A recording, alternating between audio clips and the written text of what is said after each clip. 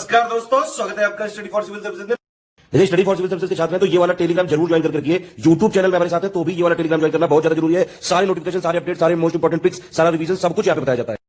GS3 का paper हो चुका है यूपीएससी का 10 जनवरी 2021 को। इसकी एनालिसिस कर लेते हैं। इसकी पीडीएफ दी गई टेलीग्राम में, आप यहां से डाउनलोड कर सकते हैं। पीडीएफ की लिंक डिस्क्रिप्शन में दी हुई है। ये वाला फ्री टेलीग्राम हमारा जरूर ज्वाइन कर लीजिएगा अगर आप स्टडी फॉर सिविल सर्विसेज को फॉलो करते हैं यूट्यूब। देखिए, इसमें भी वही हिसाब किताब है कि 10 क्वेश्चन आएंगे आपके 10 नंबर के, ठीक है, और 10 क्वेश्चन आएंगे 15 नंबर के। इन 10 नंबर के क्वेश्चन में आपको 150 वर्ड लिखने हैं और 15 नंबर के क्वेश्चन में 250 वर्ड लिखने हैं। अब पूरे पेपर की एनालिसिस की बात करी जाए तो पेपर के जो क्वेश्चन है सारे देखे हुए हैं, सारे करंट अफेयर से हैं।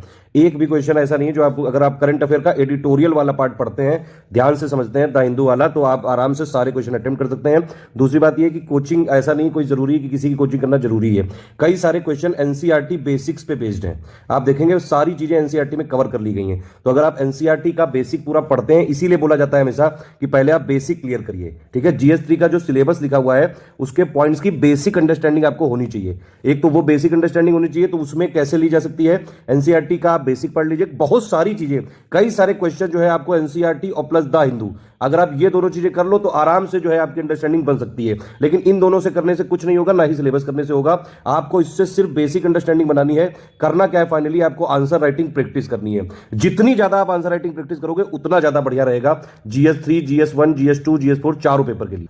अगर आप द हिंदू एनालिसिस जो है, द हिंदू की एडिटोरियल वाला पढ़ना जरूर चालू कर लीजिए। जो एक बड़ा सा एडिटोरियल आता है, एक दो ओपिनियन आते हैं, इनको लगातार फॉलो करिए।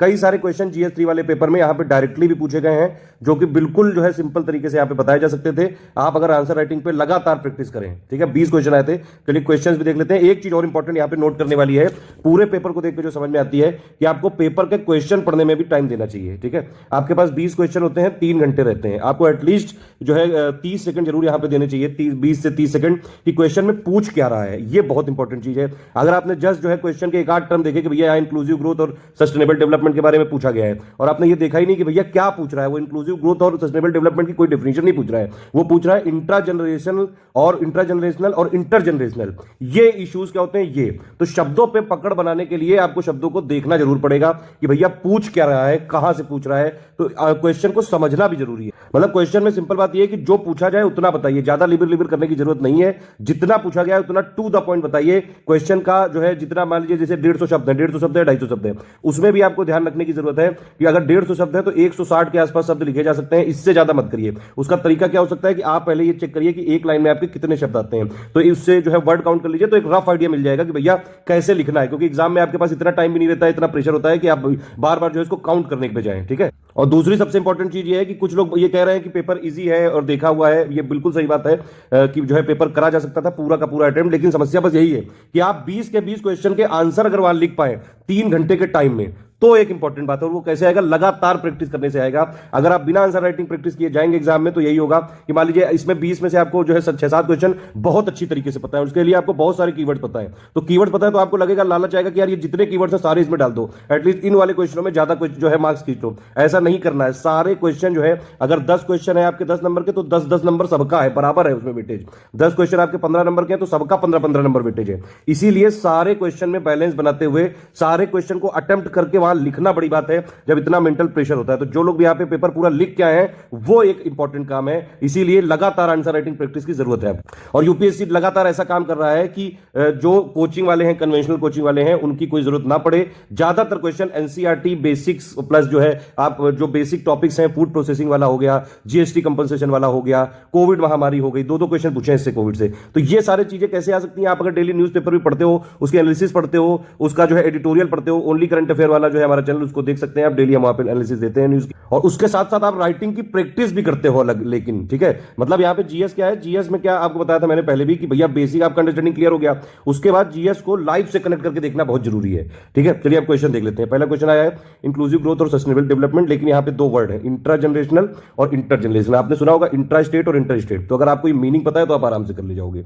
उसके जो इश्यूज हैं इक्विटी वाले, ये वो इक्विटी शेयर मार्केट वाला नहीं है, ठीक है। ये अगर आपको क्वेश्चन पूरा समझ में आया, मेरे हिसाब से तो काफी अच्छा कॉन्सेप्चुअल क्वेश्चन आया है। ये पोटेंशियल जीडीपी वाला जो है क्वेश्चन, ये ओईसीडी ने लिया था, ये ओईसीडी का इकोनॉमिक आउटलुक आया था, वहां से है। सिंपल बात ये है कि भैया जो है अगर आप इन्फ्लेशन को कांस्टेंट रख लो तो कितना जीडीपी आप बढ़ा सकते हो, वो यहाँ पे है पोटेंशियल जीडीपी। तो यहाँ भी आपको समझना पड़ेगा, उसके डिटरमिनेंट्स जो है बताने पड़ेंगे। ये पूरा पेपर आप टेंशन मत लीजिए, 2019 और 20 इसका हम पूरा जो है डिटेल्ड आंसर कैसे लिखने हैं वो वाला सब जो है एनालिसिस देंगे। 2018 तक हम ऑलरेडी कर चुके हैं। एक चीज और आपको यहाँ पे समझने की जरूरत है, जो क्वेश्चन होता है ना उसमें जो टर्म्स होते हैं कि भैया क्या चीज किस में लिखनी है, कि जैसे डिस्कस में क्या लिखना है, डिफाइन में क्या लिखना है, इवेलुएट में क्या लिखना है, क्रिटिकली एनालाइज में क्या लिखना है, ये सब मैंने एक वीडियो बना रखा है। सारे टर्म्स के बारे में पूरा डिटेल में बताया कि किसमें क्या क्या चीजें लिखनी होती हैं। क्वेश्चन को पढ़ के समझना और फिर उसमें जो पूछा गया है वो लिखना, ये इंपॉर्टेंट चीज है यहाँ पे आंसर राइटिंग करने में। अगर आप यूट्यूब में सर्च करेंगे types of question study for civil service तो पहला ही वीडियो आ जाए। जीएस 3 के पेपर में इंटरनल सिक्योरिटी वाले जो कुछ क्वेश्चंस हैं वो एक तो जीएस 3 के स्टैटिक टॉपिक्स हैं प्लस प्रीवियस ईयर क्वेश्चंस हैं। तो मेंस का आपको प्रीवियस ईयर क्वेश्चन की एनालिसिस देखना जरूरी है। हमने पूरी की पूरी प्लेलिस्ट बना रखी है, UPSC mains IAS previous year question paper detailed यहाँ पे आंसर जो है डिस्कस किए गए हैं, पूरी एनालिसिस दी गई है। आप इसमें देख सकते हैं, study for civil service channel पे दी है, 53 से ज्यादा वीडियो है। 2018 से पीछे जाते हुए जब से पैटर्न बदला था सारे पेपर की एनालिसिस इसमें की हुई है। 2019-20 की एक साथ जल्द करेंगे, ठीक है। तो इसमें मतलब क्या क्या फैक्टर आपको बताने थे कि भैया कि इंडिया क्यों नहीं जो है अपनी पोटेंशियल जीडीपी अटेन कर पा रहा है, ये सारी चीज डिस्कस करना है। फिर ये जो आपका फार्मर प्रोटेस्ट चल रहा है उससे एग्रीकल्चर से रिलेटेड काफी सारे क्वेश्चन आए। क्या कंस्ट्रेंट है जो है ट्रांसपोर्ट और मार्केटिंग में, जो है आप देखें तो रोड इंफ्रास्ट्रक्चर नहीं है, प्लस स्टोरेज फैसिलिटी नहीं होती है। जो पेरिशेबल गुड है वो अगर आप देखें जो ये आलू जितना भी चीजें वैसी चीजें हैं जो अगर ज्यादा दिन नहीं टिक पाती हैं तो वो सड़ जाती हैं।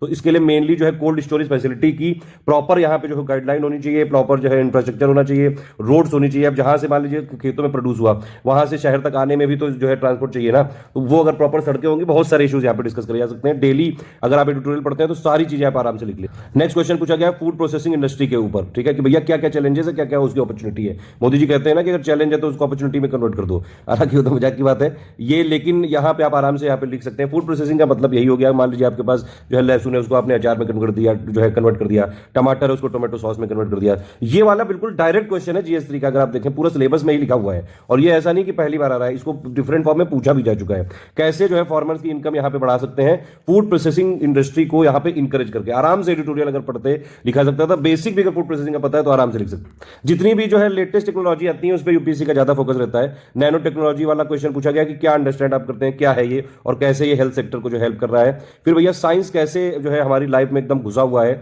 ये वाली चीज बतानी है। क्या क्या जो है चेंजेस आ गए हैं एग्रीकल्चर में साइंस बेस्ड टेक्नोलॉजी से, ये वाली चीजें आपको बतानी है।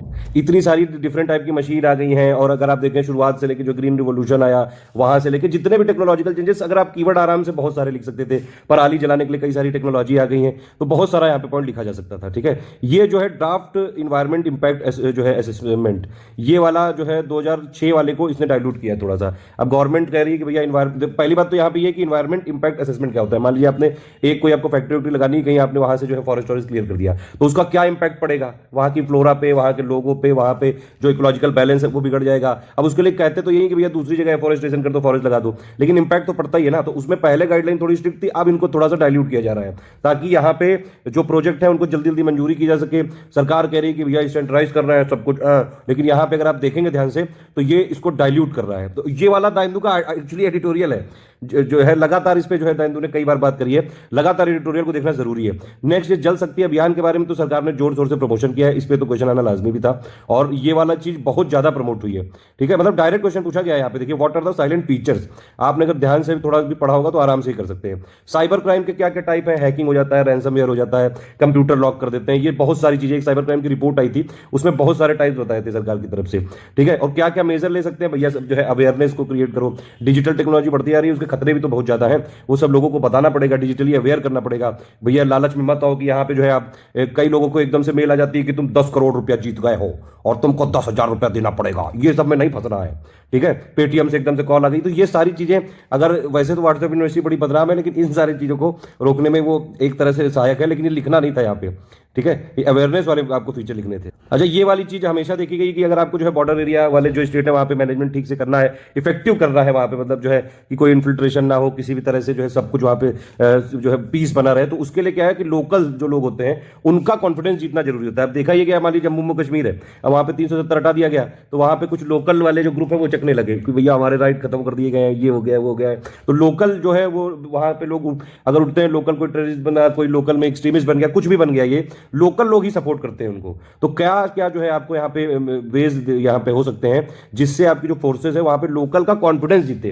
कैसे लोकल का कॉन्फिडेंस जीतेगा, उनके साथ जो है अपनी क्रेडिबिलिटी आप बढ़ाइए, उनके साथ वहां पे उनको कॉन्फिडेंस होना चाहिए कि भैया जो आप जो फोर्सेज है यहाँ पे इंडिया की, और वो उन्हीं की सुरक्षा के लिए हैं। जो लोकल में एक्सट्रीमिज्म कर रहा है वो उनके साथ नहीं है। अवेयरनेस कैंपेन जनरेट करना पड़ेगा, लगातार लोगों से संवाद करना पड़ेगा, बहुत सारे यहाँ पे स्टेप हो सकते थे। और ये क्वेश्चन एक्चुअली पहली बार नहीं है, प्रीवियस ईयर क्वेश्चन को भी आ चुका है ये, बस इसको थोड़ा सा लैंग्वेज चेंज करके पूछा गया। सिक्योरिटी वाले जो जो क्वेश्चन है एक्चुअली वो GS3 का, अगर आप नॉर्मल टॉपिक भी पढ़ लो, प्रीवियस ईयर क्वेश्चन लगा लो, तो आप आराम से ये वाले क्वेश्चन अटेम्प्ट कर सकते हो। प्रीवियस ईयर क्वेश्चन को इसीलिए जरूर यहां पे देखना चाहिए यूपीएससी के।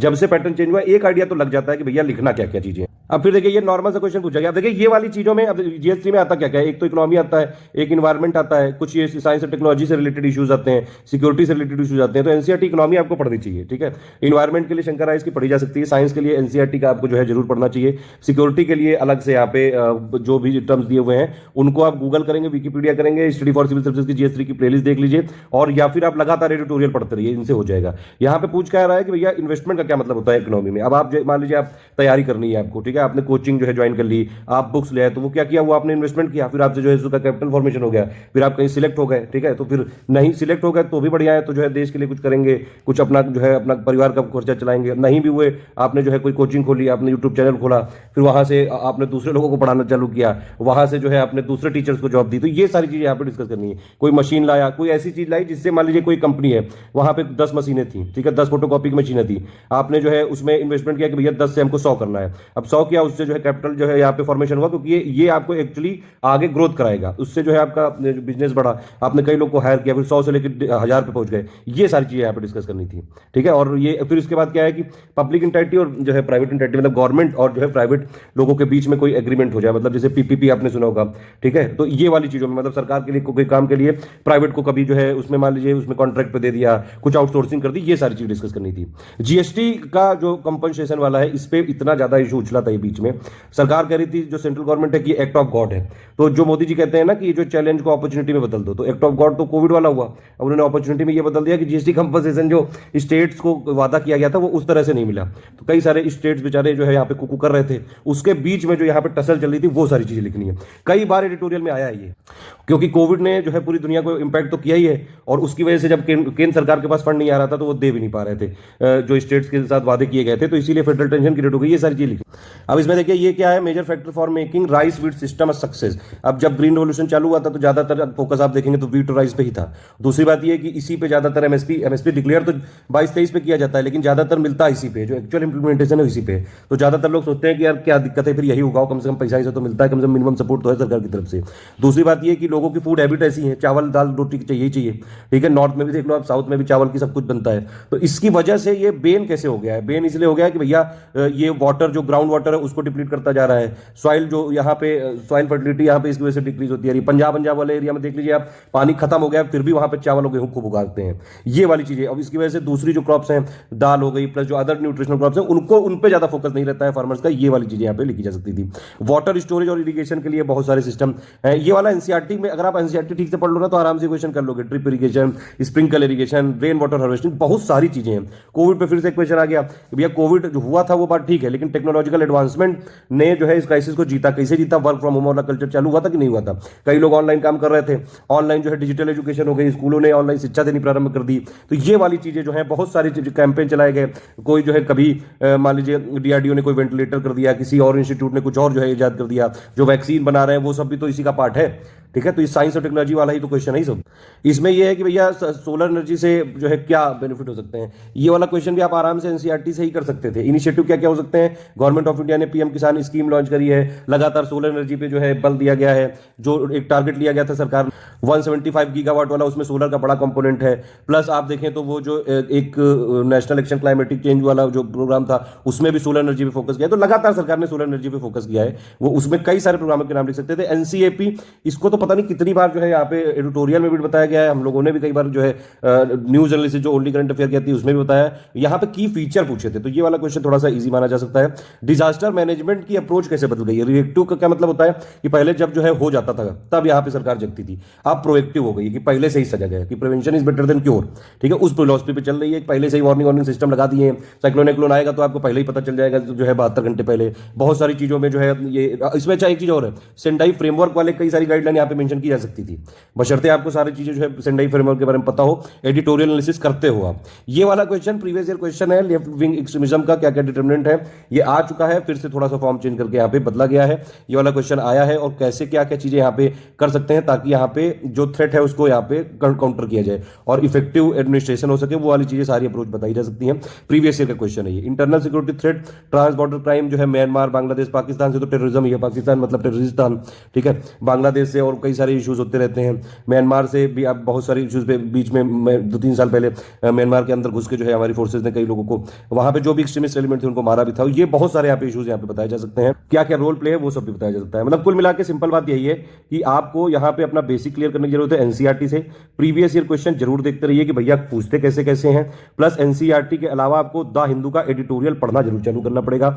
ओनली करंट अफेयर में हम न्यूज एनालिसिस देते हैं, आप वो पढ़ सकते हैं डेली। देखिए गूगल ये यूट्यूब में जाके ओनली करंट अफेयर खोजेंगे तो ये वाला हमारा चैनल है, डेली हम लोग एनालिसिस देते हैं। हर एक टॉपिक पे डिटेल्ड एक्सप्लेनेशन बताया जाता है, आप इसको कर सकते हैं। और बिना कुकू करे प्लीज आंसर राइटिंग जरूर करना चालू करिए। यहाँ पे जो है हम आपको डेली टॉपिक भी देते हैं कि भैया इस पे आपको लिखना है, आपको बस वो लिखना है, लगातार प्रैक्टिस करते रहेंगे, यही एक सत्य है। जितनी ज्यादा आंसर राइटिंग प्रैक्टिस करेंगे उससे चीजें जो है धीरे धीरे रिफाइन होती जाएंगी। आपको जो है 20 क्वेश्चन को 3 घंटे में यहाँ पे बैलेंस करने का भी इसका अप्रोच मिल जाएगा अगर आप आंसर राइटिंग डेली करेंगे। और दूसरी बात ये कि किसी भी क्वेश्चन में लालच किए बिना सारे क्वेश्चन को बराबर टाइम देना है, ये एक बहुत इंपॉर्टेंट बात है।